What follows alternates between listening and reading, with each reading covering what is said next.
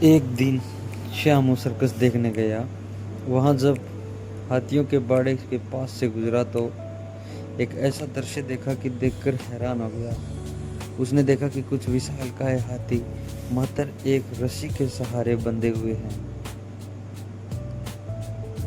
उसने सोच रखा था कि हाथियों को अवश्य बड़े पिंजरों में बंद कर रखा जाता होगा, फिर जंजीरों से बांधकर। लेकिन वहां का दृश्य बिल्कुल अलग था।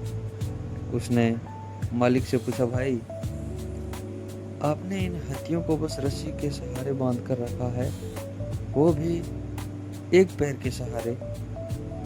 तो इस रस्सी को बड़े ही आराम से तोड़ सकते हैं ना। मैं हैरान हूँ कि ये इसे तोड़ क्यों नहीं रहे हैं। मालिक ने उसे बताया कि ये हाथी जब छोटे थे तब से ही हम उसे इतनी मोटी रस्सी से बांधते आ रहे हैं।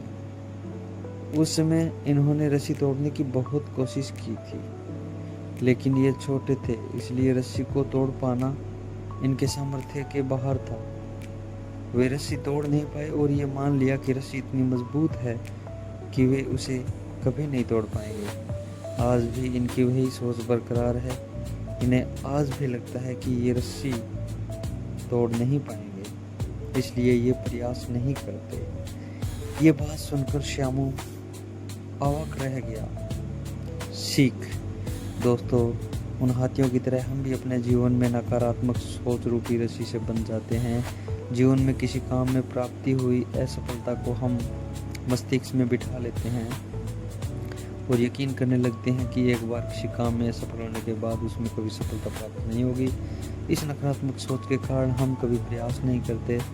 आवश्यकता है इस नकारात्मक सोच से बाहर निकलने की, कमियों को दूर करने की जो हमारी असफलता का कारण बनी है।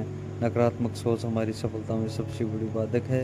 इसलिए नकारात्मक सोच रूपी जंजीर को तोड़कर सकारात्मक सोच को अपनाएं और जीवन में प्रयास करना कभी ना छोड़ें, क्योंकि प्रयास करना सफलता की दिशा में कदम बढ़ाता है। धन्यवाद दोस्तों, मिलेंगे अगली नई कहानी के साथ।